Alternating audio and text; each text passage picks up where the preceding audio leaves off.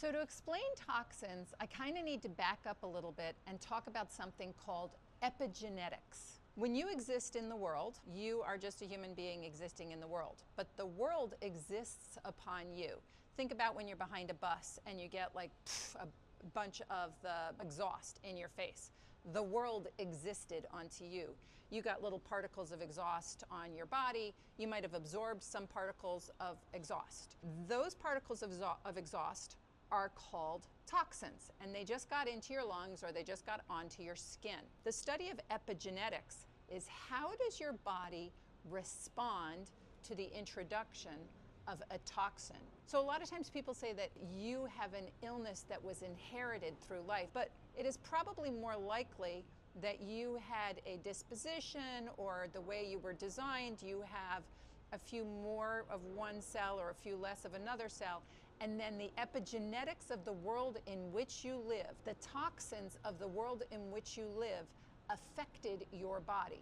And toxins affect us differently. We can get toxins from an apple. When you eat an apple, if you don't clean the skin, there could be wax on an apple, there could be pesticides on an apple, there could be food dye on an apple. If you're really sloppy, you could still eat the sticker that was on the apple from when you bought the apple. So each one of those things that is a not food item, when you ingest those things, you ingest toxins. When your belly gets the receipt of apple plus apple pulp plus apple skin, it's like, yep, I know what to do with all of those bits and pieces. I know how to manage all of that. Then toxins got in on your food as well, right? So you also got the wax from the apple, you got maybe some dye or some food coloring or pesticide that was sitting on the outside of the apple. And when your body sees both of those things, your liver has to decide, what am I gonna do? What am I gonna process? So the toxins have to be eliminated and your body perceives them as an invasion,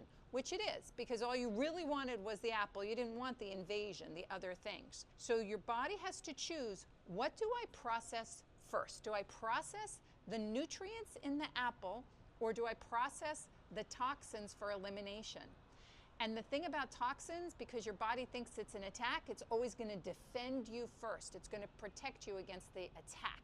So the toxin tends to get priority over the nutrient when it comes to what item I'm going to manage in what priority. When you eat clean and you're able to reduce the toxins in your diet, then all you get are the nutrients. Your body doesn't have to decide, do I manage this or do I not manage this? Your body is actually able to simply take the nutrients from the food that you've ingested and then start making energy and start the building process of whatever it is doing that day. Toxins are what comes at our body from the world at large, and the study of epigenetics, or how the toxins work in your body, is what causes the problems. That's why we talk so much about clean eating. That's why we talk about one ingredient food, because toxins can come in more frequently on food that is more processed.